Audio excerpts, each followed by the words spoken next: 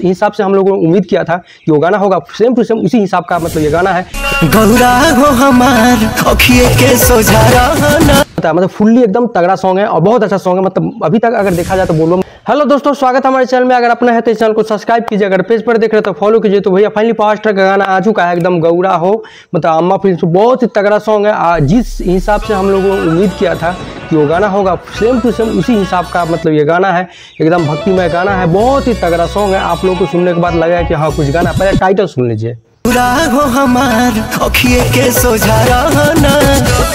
मतलब क्या बताया, मतलब फुल्ली एकदम तगड़ा सॉन्ग है और बहुत अच्छा सॉन्ग है। मतलब अभी तक अगर देखा जाए तो बोलबम गाने से लेकर रिलेटेड गाने जो भी मतलब आए हैं इस बार जो आए हैं मतलब एकदम अच्छा सॉन्ग है। पहले वाला भी गाना आया था जेपी स्टार फिल्म पे, वो भी बहुत तगड़ा सॉन्ग है और ये भी बहुत अच्छा सॉन्ग है। और पवन सिंह का तो फिर इसमें कहा ही नहीं जा सकता। इसमें काम की है, जनरेट करते हैं कौन काम कर सकता है। इसमें ऋतिक सिंह भाई है, पवन सिंह है, शिल्पी राज है।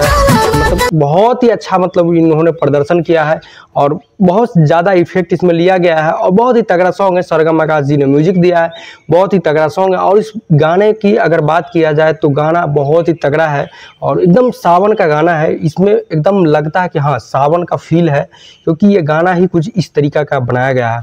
बहुत ही तगड़ा अच्छा सॉन्ग है। और इसमें अगर बात किया जाए मतलब लिरिक्स की, तो लिरिक्स का तो भाई क्या बता, रोशन सिंह मिसबाह जी ने लिखा है, बहुत ही तगड़ा सॉन्ग है। अगर बात किया जाए गाने की तो सब गाने की अपेक्षा ये गाना बहुत अच्छा है इस साल का, पवन सिंह के 2024 का। बाकी अभी 4-5 गाना और है जो आने वाला है, बहुत ही तगड़ा सॉन्ग होने वाला है। क्योंकि इस बार अगर पवन सिंह तरीके का अगर गाना लाते रहे तो बहुत अच्छा ये गाना होते जाएगा।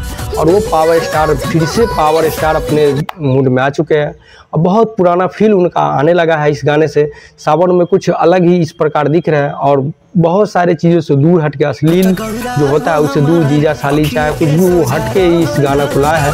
बहुत ही अच्छा लग रहा है सबको देखने के बाद। और बात किया जाए इस कोरियोग्राफर की तो बहुत अच्छा मतलब लिया गया है। और जैसे भी कुछ नया अपडेट आता है आप लोग बताते हैं हमारे चैनल पर। अगर नया है तो चैनल को सब्सक्राइब कीजिए, पेज पर देख रहे हो तो फॉलो कीजिए। मिलते हैं नेक्स्ट वीडियो में। जय श्री राम।